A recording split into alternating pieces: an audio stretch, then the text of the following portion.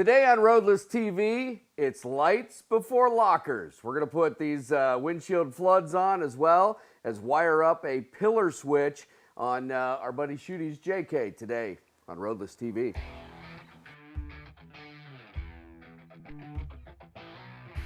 All right, so the first thing to do to install the windshield mounted floodlights that we're putting on here, they're nice LEDs.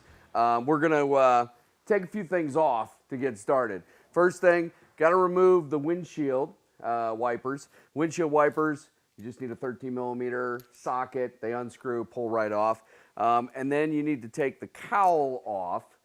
So get the windshield wipers out of the way. The cowl comes off pretty easily. You just need some Tork bits and number 30, T30 Tork bit for that. And then the mount for the lights, these handy dandy little mounts, will mount right here in the windshield bracket. And that takes a 40, T40 Tork bit as well. So first thing we'll do, start taking the windshield wipers off.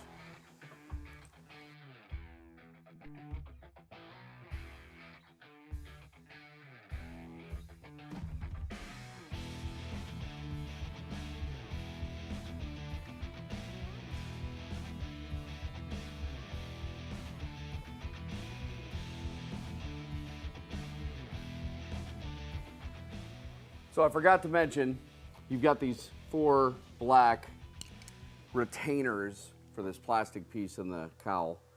So these pieces right here. Unfortunately, we don't have the exact correct tool to do this, but what I typically do is use a pair of wire clippers, get them underneath the head of it, and just kind of pry it up gently. You don't want to cut this, obviously, but you just pry it up, and it's out. So now, after we have those out, we can pull the cowl off.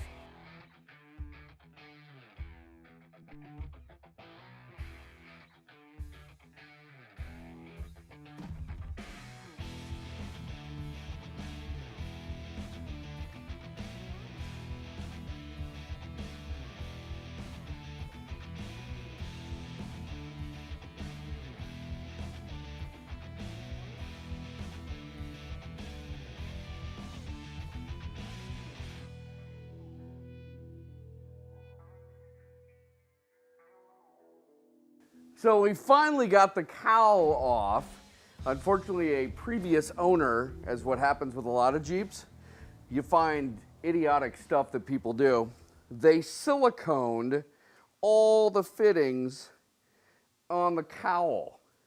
All around here, all around here. So when you took the bolts out, which should have been nice and easy to just remove, it was glued down on the cowl there. You can see on the cowl, look at all the silicone that's on there. There's no reason to do that. It's not a sealed surface.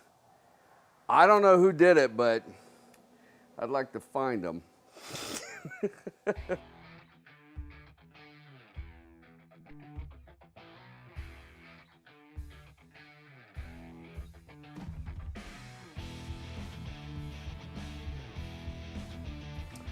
All right, so we're going to run wiring that's going to come from the interior where the pillar is and the switches are going to be. We need to get that wiring into the engine compartment and then also into this cowl area that we removed so the wiring goes up to the windshield mounted lights. So there's an access right inside this little corner piece. There's a little bit of what looks like spray foam in there. Basically take a long screwdriver and you can poke a hole right through there. And then that opens it up and you're able to route your wires right through. So on the inside of the Jeep, where that hole comes through is this access panel.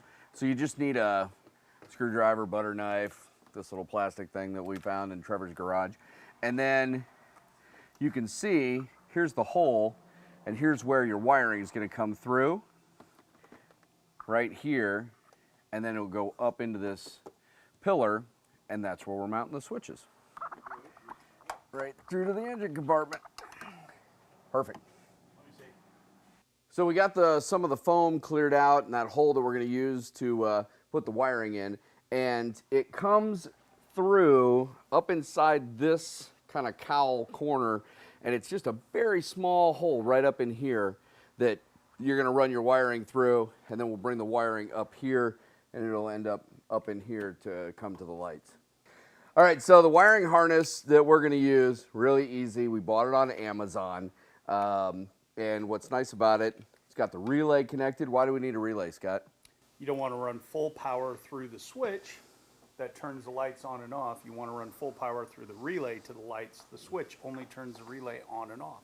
So on the relay, there's a little diagram right here. So you've got the high power side, the low power side, and when low power, your 12 volts is put here, your high power, which goes to your lights, switches, it's magnetic, switches over, and that's what lets the high power current through. And the high power current never goes into your interior, which is good because that can cause a fire. All right, so we've got the wires fished through. We actually used a big long zip tie for fish wire. Put it through there, taped off the wire to it, pulled it right through. So now we've got the wire here. The end with the relay, your positive negative lead, which is going to go to the battery, is going to go over to that side. And then this is your wiring for your lights side. So we'll have part of it here, run through the cowl, and over to the other side there.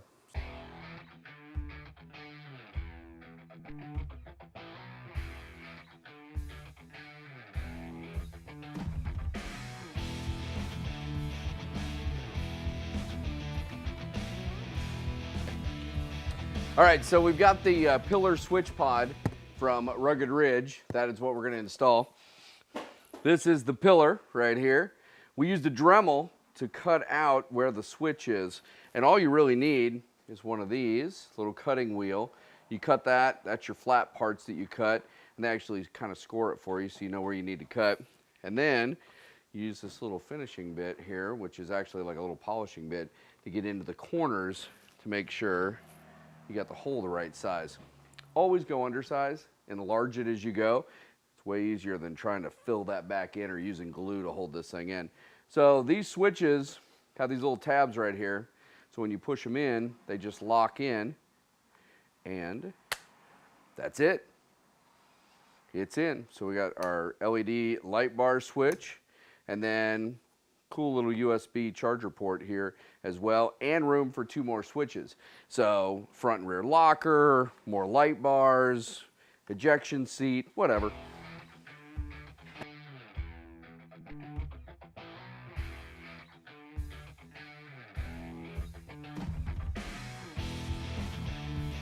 So to replace this pillar here, we need to remove the visor, a couple of T25s right here, Tork bits, Tork screws.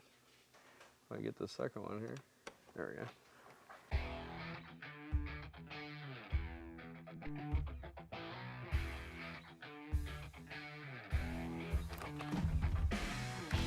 That.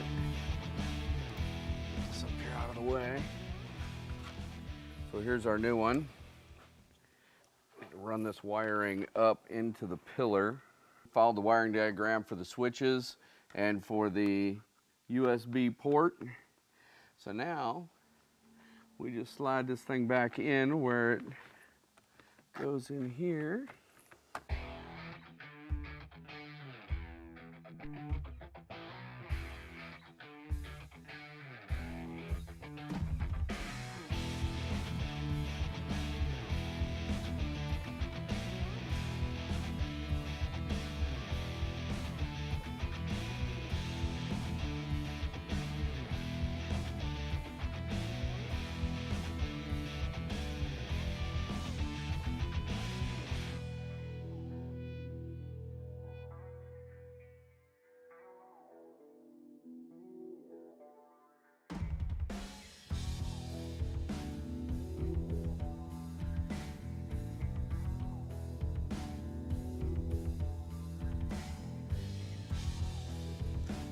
So we got the lights all installed.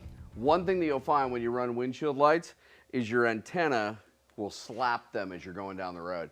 It doesn't really hurt anything, but it's annoying as all get out. So you got a couple different options. You can either remove this antenna and get a little shorty that's about this tall. You could cut this antenna off, or you could do what we did, grab a pair of pliers and just bend it so it follows more the contour of the windshield. That way when it goes back and forth, it's not hitting your lights. It actually works pretty well. And it's cheap. All right, that does it for Roadless. We got the LED lights all installed, all the wiring done. Join us next time and make sure you subscribe. You check us out on Facebook, Twitter, Instagram, and we'll see you next week on Roadless TV.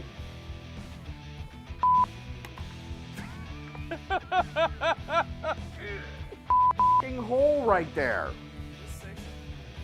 Why do they silicone this mother? All right. We silicone the hood to the top.